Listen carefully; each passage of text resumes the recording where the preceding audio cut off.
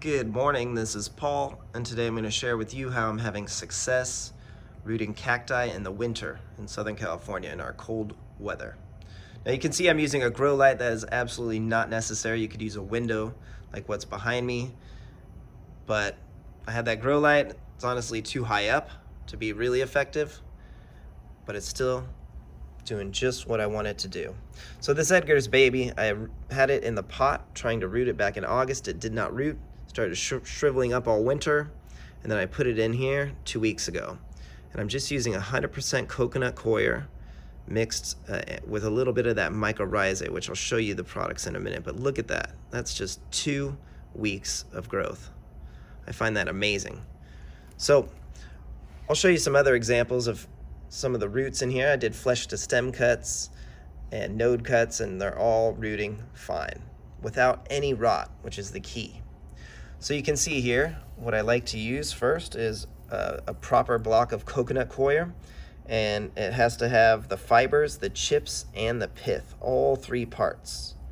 Now, this is a sterile product, which is great, and it's pH 7. So it's actually soilless. You can see I'm actually using Vermisteras, which I like a lot. But you can get these in blocks. That's the recommended form, and I've seen them in hydroponic shops for about $10 as well.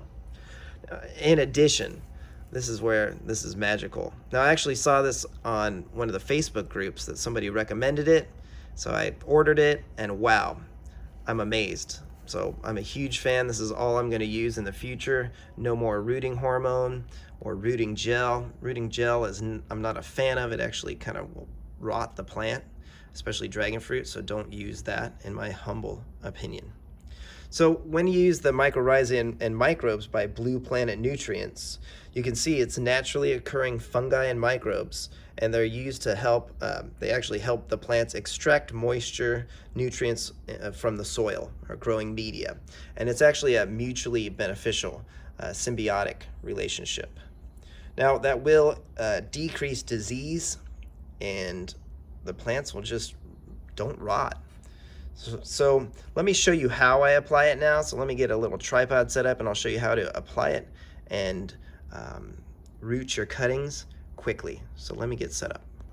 Okay, so step 1 is to make sure you don't breathe this product. Now you don't want any of this fungi or mycorrhizae in your lungs. So I like to use an old spoon, as you can see down there. And then you'll want to make sure that you take a fresh cut off of your cutting. You want to apply it wet. So there we go. And then I like to just dip it straight into the mycorrhizae. Very similar to like a powdered rooting hormone. Again, don't breathe it. And then set it right into the coir.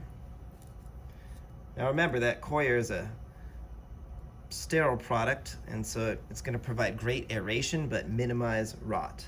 Now you don't want to water this for a few days, and in fact what I did, oops, see, don't breathe that, dumped some. What I did is I actually just sprinkled it around the cuttings. So there's the 2 new cuttings. I just kind of sprinkled it around there for a few days. Now, about 4 to 5 days you'll want to water it, and let me show you how I do that.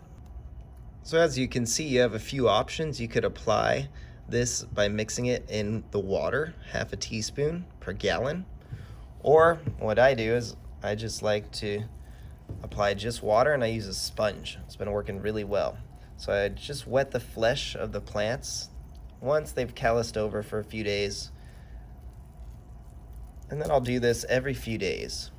Now, you could have holes in your tray if you wanted to, but I did not place holes in there.